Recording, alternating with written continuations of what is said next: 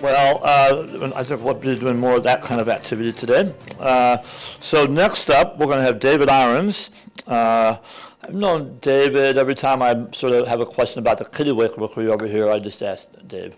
And we've been trying to get him here for a few years, and I'm very happy that he was able to join us today. He is the president of Arctic Insight and is a retired U.S. Fish and Wildlife Seabird Program Supervisor. That sounds very, very, very important, David. He's also a boat owner out here, I happen to know. And so David's going to share some seabird highlights, focusing on a few of the more common and interesting species. David?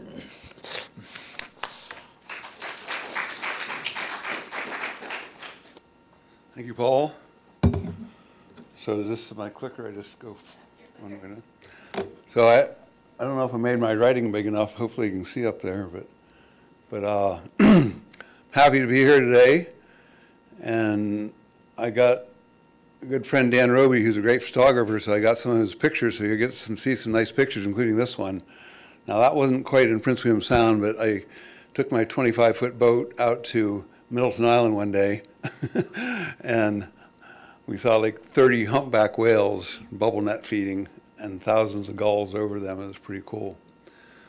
So yeah, so I'm just going to give you some highlights. I mean, I'm here for you guys, whatever you want to learn, and if I can impart some information on you, that'd be great. I'll probably just give you too much information that you'll never remember. But so if you have any questions, you want me to stop anytime, just let me know. But today, first, who is David Irons? That's me. Okay, so so I started working up here in 1976 in Prince William Sound.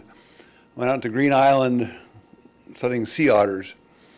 And then in '83, I came back and have been working continuously here since 1983. And I started with sea otters and moved to marine birds, but especially seabirds. Well, yeah, let's figure out which way to go here. So today, we're just going to cover a few species, but the size of the lettering tells you how much time I'm going to spend on each one.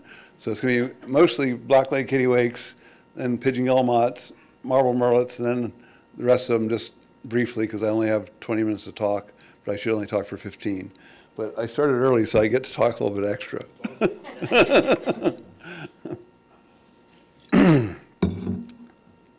So before we get into specifics, I just want, if there's one message I'd like you to take home today, is that when you go out there and see your kittiwakes and murrelets and pigeon guillemots, it hasn't always been like this.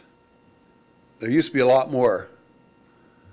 And 50 years ago, in 1972, someone did a survey, and so we have data.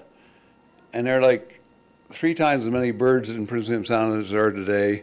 And I'll show you some of the declines. But when you see one marble murrelet today, in 1972, you would have seen 20. But I'll show you some more information on that. So what you see out there today is a shadow of what Prince William used to be. Now, of course, we don't know what it was in 1910 and 1930 and all that, but we do know what it was 50 years ago and 30 years ago and 40 years ago, and a lot of, as I say, fish-eating seabirds have been declining here in the Sound. So why do they decline? Well, when you're a seabird biologist, you generally think that food controls seabird populations, but as you know, there's also oil spills. We had one here in '89, the Exxon Valdez, and there's predation. Oil spills are periodic. Predation is kind of specific to a colony or an area, but lack of food is probably the most important. And so what causes lack of food? Well, there's changes in the marine environment. And in 1976, there was a huge climatic regime shift. There's this thing called decadal oscillations, Pacific decadal oscillations. We had a cold phase for 20 years, and then it shifted to a warm phase in 1976. And it reorganized the whole North Pacific Ocean. And there are winners and losers. Unfortunately, a lot of the fishing seabirds were losers, and they declined after that. Again, we don't have great data on it, but we have some.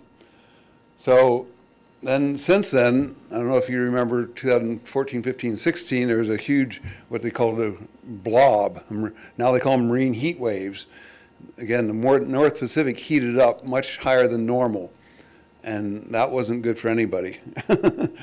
And so we had, I'll just call it the 2015 marine heat wave, and then the last 5 years there's been a smaller marine heat wave every year. And so again, things are changing, and not for the better for most seabirds anyhow. Oh, so I said, so have any species increased? Now, I'm going to talk about kittiwakes, and in the last 40 years since I've been studying them, they've actually gone up a little bit in the sound, but there's more to that story, and I'll tell you. But here's a, do I have to point this on? So the fish-eating seabirds have declined. Murrelets, there's marbled murrelets and Kittlitz murrelet. Marbled are much more abundant than Kittlitz, so some of the data is grouped, so that's why I say murrelets.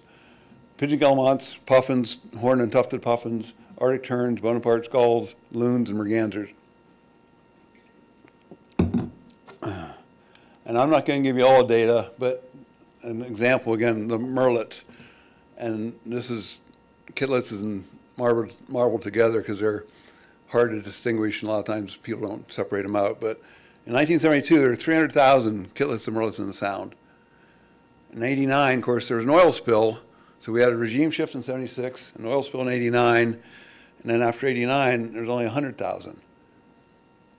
But today, there's only 20,000. So that's like a 95% decline in marbled murrelets, mostly marbled and Kittlitzes. So, like I say, when you go out there today and see animals, it's not what it used to be. Things keep changing. So now we're going to talk about black-legged kittiwakes. So kittiwakes, some species circle the globe for one species, and kittiwakes are one of those species. There's different subspecies, but all that orange up there are where kittiwakes breed around the whole circumpolar north. So they're colonial. They're cliff nesting, and they mate for life. And this is the colony right over there. I call it the Passage Canal colony. You probably call it the Whittier colony. But you can go over there and see 10,000 birds instantly. They start breeding at 4 to 5 years old. They live to be 20, 25 years old, which is pretty long lived for seabirds. Some albatrosses will live 60 years old, but for a small bird like this, that's pretty long. And then they generally lay 1 to 2 eggs, sometimes 3. So this isn't so nice, but they practice siblicide. Eagles, hawks, owls, they all do siblicide. And what happens is if there's not enough food available, the big kittiwake, they have asynchronous hatching. So the big kittiwake will push the little kittiwake, his brother or sister, out of the nest, and then they end up dying. So, but again, what causes that is lack of food. So the kittiwakes here eat mostly forage fish, herring, and sand lance. We've studied kittiwakes out here. Well, I've studied them for 40 years. We put trackers on them, find out, can everyone hear me okay? Okay. So found out that some of them go up to 60 miles a day one way to forage. And when they do that, they make that trip twice a day when they're feeding chicks.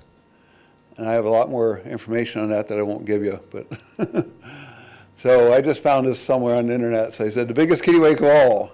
There was actually a USS Kittiwake from 1946 to 1994. That's probably the longest lived kittiwake, too.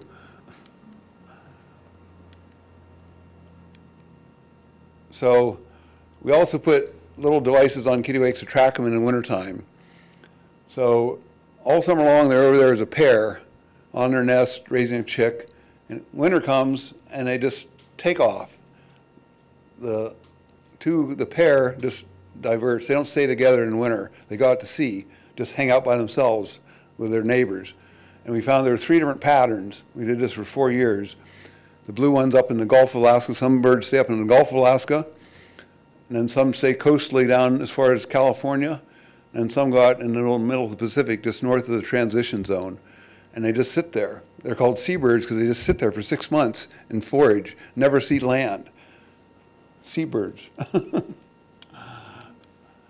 So kittiwakes in the Sound, there's about 20 colonies. They come and go. I'll show you some information. About 50,000 birds. And so actually, today, the kittiwake is one of the most abundant seabirds we have out here. And of course, they're visible because, like, if you go to the colony, you get to see them because they're colonial. And they nest on cliffs where you can see their nest. So you got the largest colony right here, about 14,000 birds last year. So you can brag to everyone, that's the largest colony. Now, some people, I said that years ago, and they said, oh, it's the largest colony in Alaska. That's not true. Largest colony in Prince William Sound. But as I said, I've been counting these for years, and we've seen a lot of changes in the individual colonies. So this is data I put together to show whether the colony, this is 40 years of data, has increased, decreased, or been abandoned. And I, based on a historic paper another guy and I wrote, Rob Sarian, we made the inner Prince William Sound and outer Prince William Sound. And you can see the inner Prince William Sound has, well, the size of the dot is the size of the colony. A big dot means a big colony. So you got Whittier and Blackstone there, and up in Valdez, you got a lot of big colonies in the north, and they've increased in the last 40 years. In the outer Prince William Sound, you have smaller colonies, more reds, and then the X is where colonies have been abandoned. And in Icy Bay, down in the southwest corner of the sound, there's like 3 colonies down there that have been abandoned. There used to be 4 colonies down there, now there's 1. And so if you look at the population trends for the inner kittiwakes, inner Prince William Sound versus outer Prince William Sound, and again, this is 40 years of data. I mean, the inner Prince William Sound kittiwakes just been increasing until, of course, the marine heat wave, the blob. In 2016, the bottom fell out, and they just went down and they didn't build nests. A lot of them didn't even come to the colonies. Someone was telling me earlier that he complained because they were gone. They couldn't show the tourists the kittiwakes, so they'd abandoned their colony in, early summer or late summer. So the inner kittiwakes are going up, with the exception of the marine heat wave. Then they started coming back up again. The outer kittiwake colonies have been going down.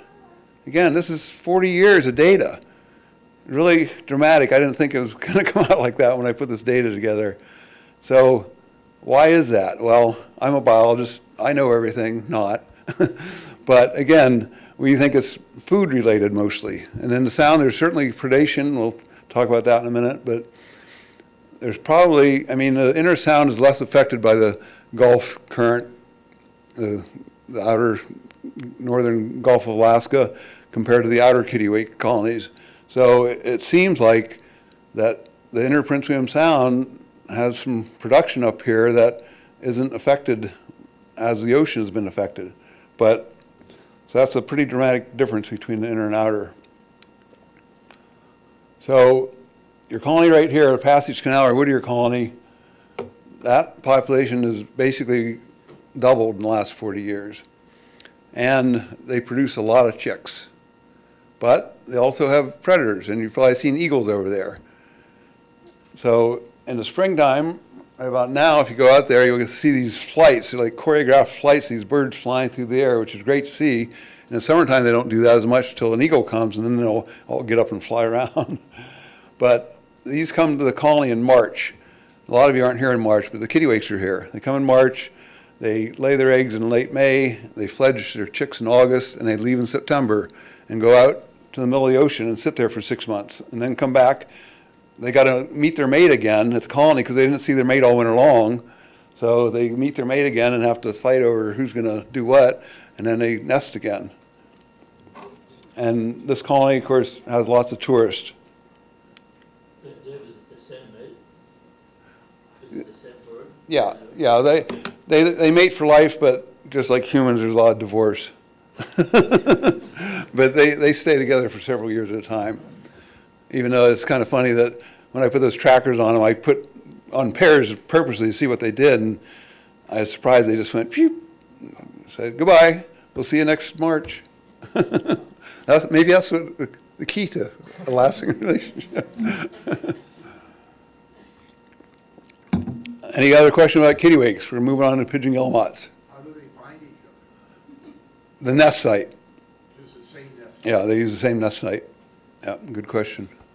How do they survive, like, when they're just, like, in the middle of the oceans for, like, the winter time? Well, they need food. That's all they need is food. Yeah, there's a transition zone between two major currents out there, and that tends to be more productive. And that's where they find the productive areas and hang out there. But yeah, they're just out there surviving, you know. Nothing else to do in the wintertime. Is there much mortality in major storms that come through? Well, that's a good question, and there's, again, things keep changing. In the last 40 years, the number of mortality events in seabirds in general has increased a lot. In the last 10 years in Alaska alone, there's been 7 or 8 mortality events. Now, they're generally not storm related, they're generally food related. And we don't really have good information on how many kittiwakes die in a storm. But, all right, so pigeon guillemots. So kittiwakes went around the globe, circumpolar. Guillemots are only in the Pacific. But of course, there's another guillemot, the black guillemot, in the Atlantic. So smaller distribution than the kittiwakes. They're semi-colonial. They have small colonies, nest singly, so you don't see the big showy colonies like this for guillemots. They also start breeding about age 4, a little shorter, 14, and they lay 1 to 2 eggs also. Now, guillemots tend to feed on the bottom and get blennies and other bottom-dwelling fish and invertebrates. And they tend to feed closer to the colony than the kittiwakes. And of course, if you go to the bottom, they're in shallower water. But when there's forage fish around, they'll take advantage of those too. And again, they come spend the winters at the colony, and then they take off the winter. I don't know if they stay together or not, but they stay coastally because they forage on the bottom, so they have to have, you know, shallow water to forage. And in the sound here, they've only foraged up to like 10 miles from their colony. But one reason I'm talking about guillemots is because we did a restoration project at Naked Island Group. So mink are everywhere, you know, I shouldn't say Alaska, most places in Prince William Sound.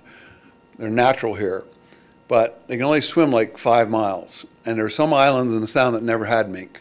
And Naked Story and Peak are the largest islands that never had mink, except for Montague, where the Fish and Wildlife Service gave the state money to introduce mink in 1952, which was a good idea then, supposedly, but not a good idea today. So Montague didn't used to have mink, but it does. Anyhow, so mink were introduced in the Naked Island Group in the 70s and 80s, and we'd been studying birds out there since 1978, and it's like, there's all these guillemots. There's like 2,000 guillemots at Naked Island. What's going on? And no one at that time realized there weren't mink there, and that was the reason. But when the mink got there and their populations plummeted, then people started figuring it out. But so the guillemots, parakeet, auklets, and puffins, there used to be like 800 puffins out there, 600 parakeet, auklets, 2,000 guillemots, and they all just plummeted. And so the Exxon Valdez wanted to restore things, and guillemots were affected by the spill, so I figured out that they were introduced, so they asked me to go out and remove them. So we removed the mink with the help of the animal damage control people. They love trapping those mink. They really enjoyed it out there in March and April. From 2014 to 2016, and lo and behold, the black line are the number of guillemots that we surveyed out there. 2012, we had about 50. Now there's about 300. I remember I said there were 2,000 out there in 1978. Went down to 50, but we're going up to 300.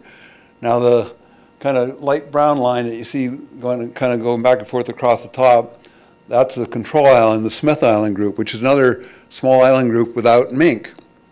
But they never had the mink, so they were high, and they've come down some, but you can see the difference in our control island group and Naked Island group, how the mink or the guillemots have been going up at Naked Island. And then at the bottom, it just shows the trapping effort of the mink. We trapped them, and then they went away. And then the blue diamonds are the number of nests of the guillemots, so they went up too. So we actually restored pigeon guillemots at Naked Island group. And hopefully the mink will stay away, and they'll come back to whatever numbers they can be. They'll never be 2,000 again because the sound-wide population of guillemots has declined a lot since the oil spill too. So I said in my little blurb that guillemots can predict a return of lingcod. This is kind of just a little sidebar, but we were out there in 2015, and we were recording what the adults brought back the chicks, and you can see when they feed a chick, they put a fish in their mouth and they fly up, so you get to record what it is. And in 2015, there are these 6-inch lingcod everywhere. We'd never seen that before. Half their diet was 6-inch lingcod. And we didn't think that any big deal, but I've only been working part-time since then, so I've been fishing more. And lo and behold, every year I catch a lingcod that's a little bit bigger. And this year or next year, they're going to be 35 inches. So there's this huge year class of lingcod out there that are going to be legal soon. So maybe we'll be able to catch lingcod again soon. So marble murrelets. So this is a very good picture of a marble murrelet. You don't get to see them that well when you're out at sea. They're just a little brown bird that someone says, oh, look, there's a marble murrelet over there. But again, they were the most abundant bird in 1972. But they're not colonial. They're not even semi-colonial. They nest alone on a tree branch, on old growth trees in a moss on top of a big fat old growth tree branch. And that's why in lower 48, where there's logged most of the old growth trees, are threatened down there. But in a sound, we've studied them for off and on for years. And again, they've only found dozens of nests. You know, I can go over here in 3 hours and count 6,000 kittiwake nests. But when it comes to marble murrelets, you can spend your whole summer and you're lucky if you find a dozen nests. So they're a very different kind of seabird. They only lay one egg and they eat forage fish. Now, I don't have the answer to everything. Like I said, marble murrelets have declined 95% since 1972. Kittiwakes have gone up slightly, and they both eat forage fish. So I'm sure Paul will figure this out for me and let me know. But so different strategies, different birds. So this is a Kittlitz murrelet. Now these two pictures make them look very different, but there's a lot of morphology variation, and when you see them out at sea, they're really hard to tell apart a lot of time. But and again, this is a good picture that Dan Roby took of a Kittlitz murrelet. It's very rare, and of course it used to be more abundant, and it hangs out. It's also called the glacier murrelet.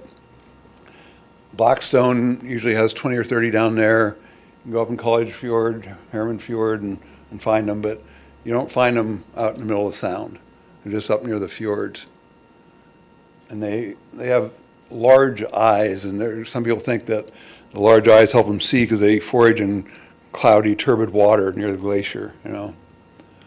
So now I'm just going to, I don't know how we're doing on time. So I'm just quickly go through a few other birds. Parakeet auklets, this is the eastern end of their breeding range, and there are never many here, but again, there used to be like 1,000. Now there's less than 100, because again, the mink wiped out 600 at Naked Island, Naked Saurian Peak. But they nest at Full Island, at Smith Island, and Seal Island.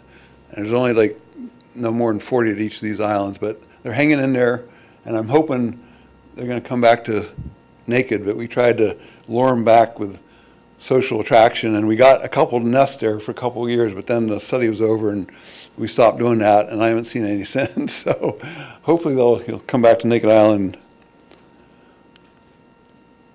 So puffins, everyone likes puffins.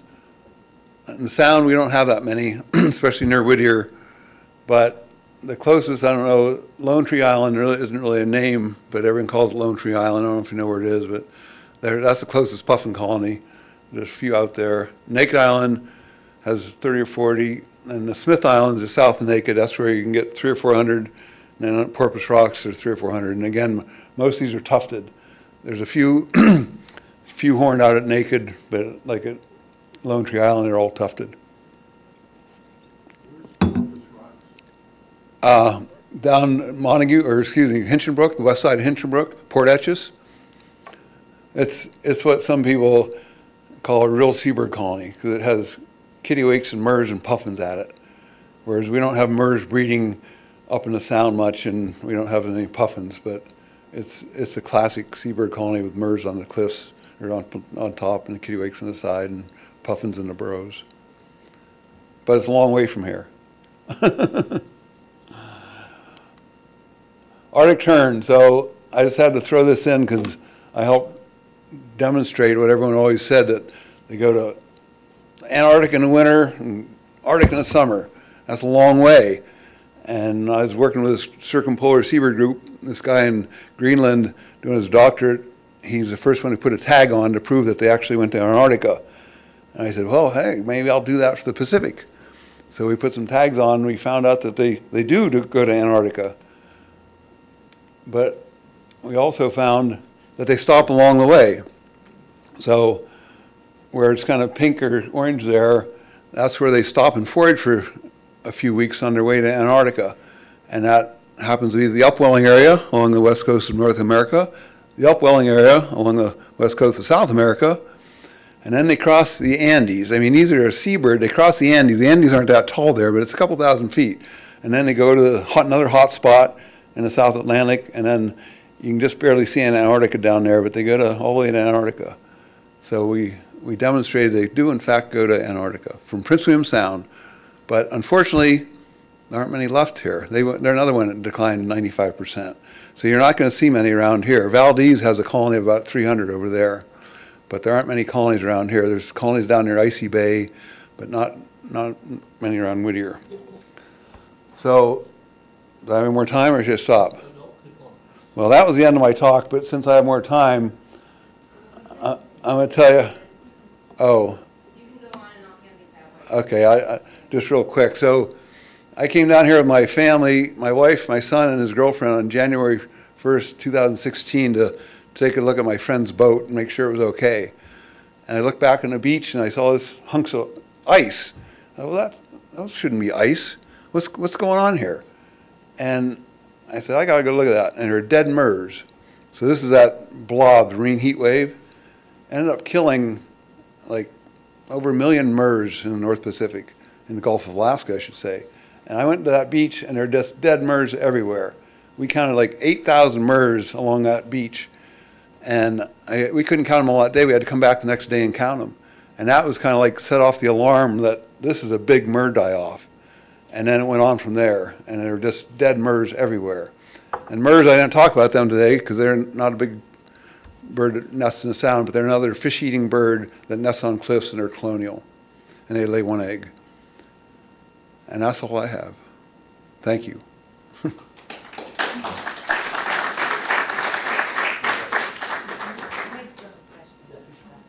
made some questions. Oh, okay. Any questions for Dave? Sorry.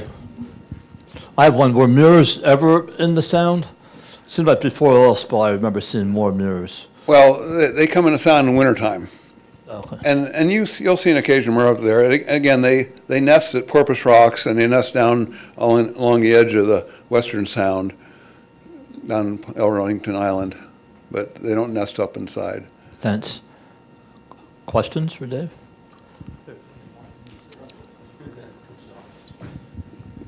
Besides the mink, are they doing anything else to try to promote the seabirds? Promote what? The mink eradication, besides that, are there any other projects similar? Well, all those projects are kind of done now because that was all restoration money from the Exxon Valdez Oil Spill Trustee Council. And so that was probably like the last project like that. But it's hard to make ducks. It's hard to make guillemots. And so that's why they took advantage of that, because that's one place they could put some money to actually increase the population of guillemots. But there haven't been many other projects like that after the Exxon Valdez concerning birds. Are there predators on other islands like fox or other concerns, rats? Well, there were fox during the fox farming days out here in the 1910s and 1920s, but there are no fox in the sound anymore. They've all died out. But they're, like I say, mink are naturally on most of the islands out here and on the mainland. And there's wolverine, there's bears, you know. I don't think there's many fish are out here, and there's well, there's not weasels out on the islands that I've seen anywhere, but there are weasels like at Shoot Bay, where there's a kittiwake colony there. There's little weasels there, and there's, of course, voles and stuff. But Any questions for Dave? No? let me just say, I guess most of the predators at the kittiwake colonies are aerial predators. They're eagles, peregrine falcons, and what happens, an eagle will land on the colony, and 100 kittiwakes will empty their nest, leave their nest because they're afraid of the eagle. And then the crows and magpies come in and empty, I keep hitting that story, empty all the nests. So one eagle landing on a colony can empty 100 nests in 10 minutes. And ravens are also a predator. They'll actually come and grab a kittiwake off the nest and throw them aside and take what's in their nest. So it's mostly avian predators because, again, mammalian predators and seabirds generally don't mix because they'll wipe them out, like I say, the mink did. Is the food supply issue, is that just less feeder fish, or the feeder fish moving in the water column?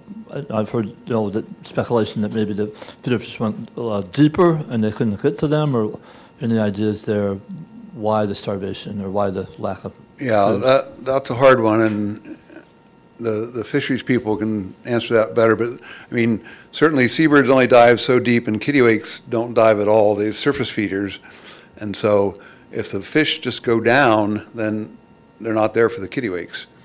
And just one other anecdotal information, since I've talked about marble murrelets and kittiwakes, that when you go out here and see a kittiwake foraging flock, if you look carefully around the outside, there'll be marble murrelets, and the marble murrelets dive. And so they dive down on the outside of this foraging flock. The kittiwakes and gulls are foraging from the top and the middle. Marble murrelets dive down the outside. They swim in and attack the forage fish from below or in the sides, helping it keep a ball up for the surface feeding birds to forage on. But we did a study, and it's like 85% of the kittiwake gull foraging flocks had murrelets there foraging there too. Oh, that's way cool. All right, thanks, Dave. Thank you.